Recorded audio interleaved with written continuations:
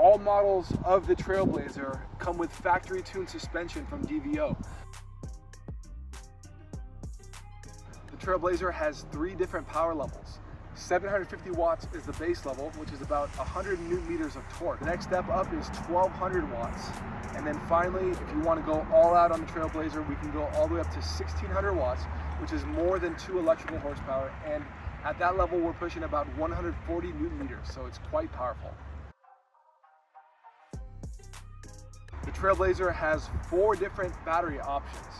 Now, standard is the 48 volt 10 amp hour. It's roughly a 24 mile range max battery. If you want to go up to the next level, then we're going to move up to a roughly 34 mile range battery. Maximum, we can do about a 45 mile range battery, and that's all the way up to 910 watt hours.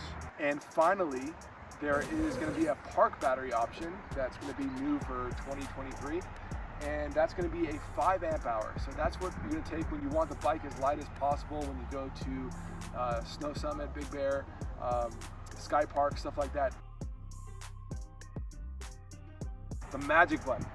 Our Trailblazers feature a throttle on demand, in addition to the torque sensing pedal assist. So that is the big standout feature on the Trailblazer that not a lot of bikes that are commercially available have, and it's something that our customers absolutely love. The Trailblazer comes in 2 different flavors, the base model and the pro model.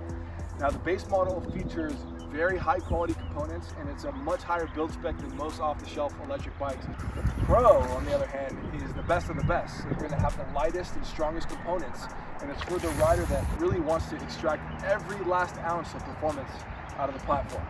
Both are fantastic builds. If you want to know more, head to the website, hpcbikes.com, and on the Trailblazer pages, you can click on the specifications and really dive in deep to see the differences between the 2 bikes. Thank you. See you next time.